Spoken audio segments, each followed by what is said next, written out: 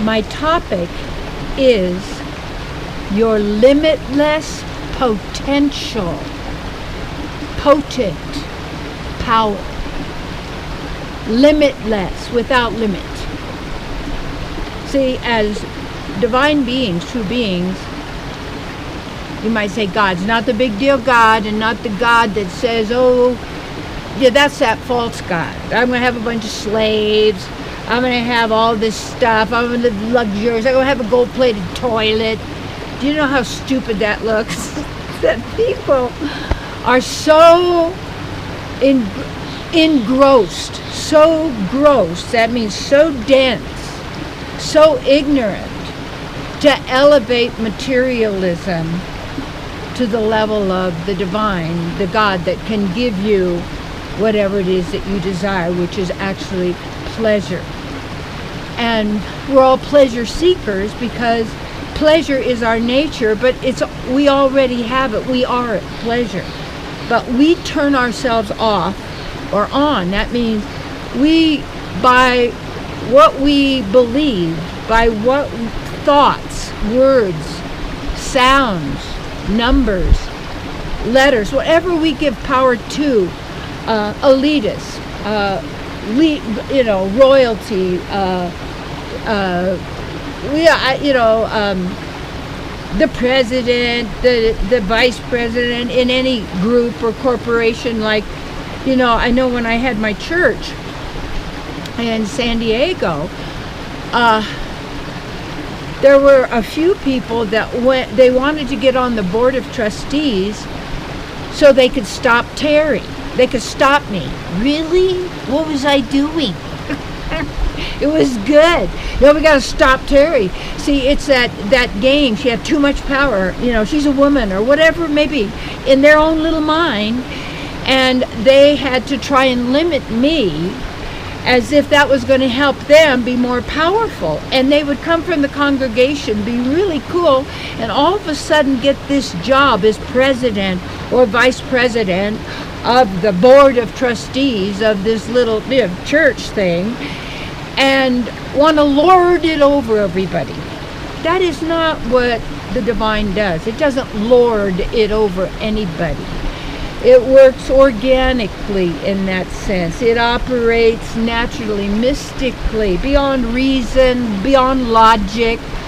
That all comes from our, what we call intellectualism. We think we know something. And we tell you all about this and all about that. And we explain it, and we talk about it, we debate it, we analyze it, we figure, nah. But what's it all about? What's it all about, Alfie? So what it is, it's all about you. And that's all you'll ever know, because it's you. But you're not your label. You're not the roles you're playing. But see, most of us, we're playing roles or parts in someone else's script that isn't ours, because you don't need a script. You don't need to play a role. You don't need to have some material identity. And then, what are you worth? It's all about, what are you worth? What is that? How much money do you have, or how much power do you have, or how many, gold toilets do you have in your house? Oh, really? And then attracting,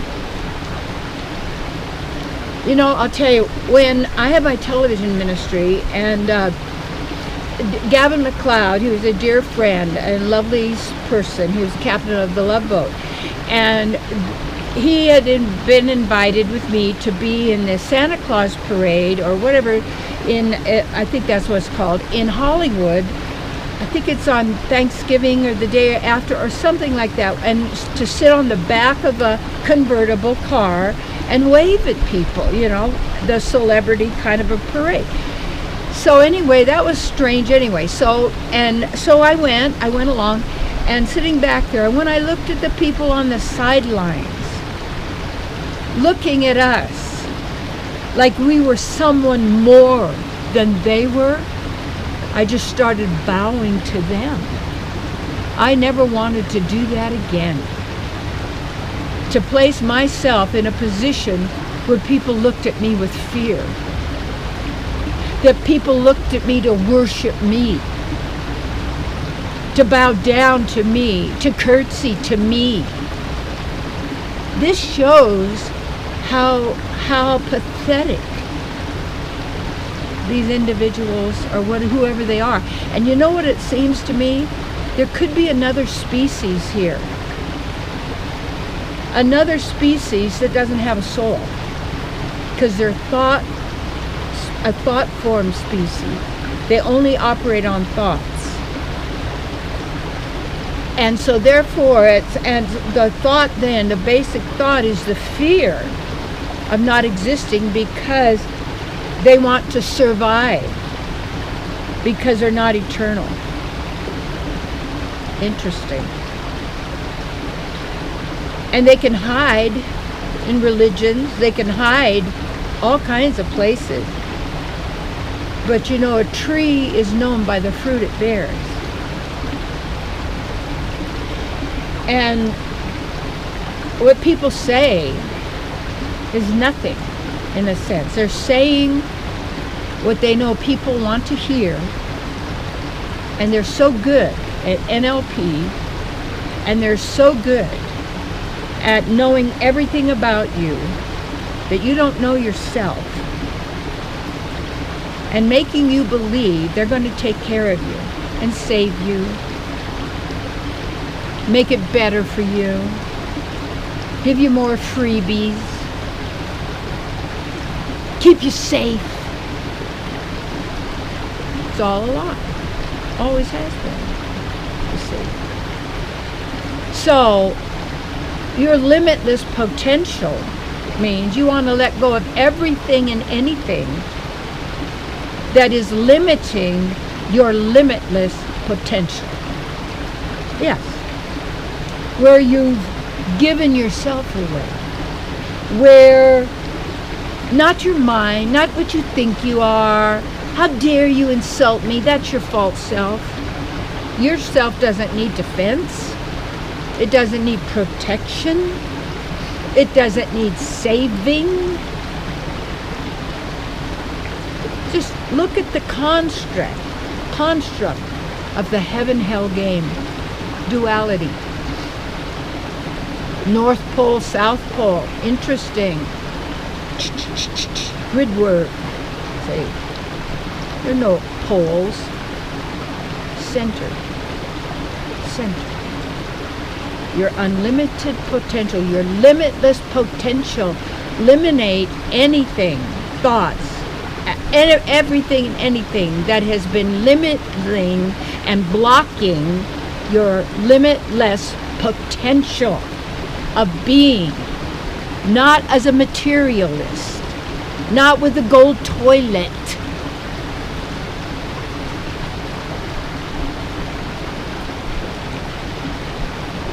Yeah. Your limitless potential. Now, how you ask yourself to bring forth that and to teach you that, because you see your divine perfect self in relation with your source, our source, where we're one and different. We're already unified. We're already evolved. We're already, our minds, not our minds, but who we are, completely more powerful, not even related to any computer that could ever exist. That's just mind control. No, control your mind. That's it. And how you do that is as you watch it and you notice what's controlling you and your decisions and what you accept and what you believe. Yeah. You're eternal. So you always have what you'd call a future. Always. Always. But it's always in the now. And the now is you. Be here now. Be in your center. and affirm and know your limitless potential.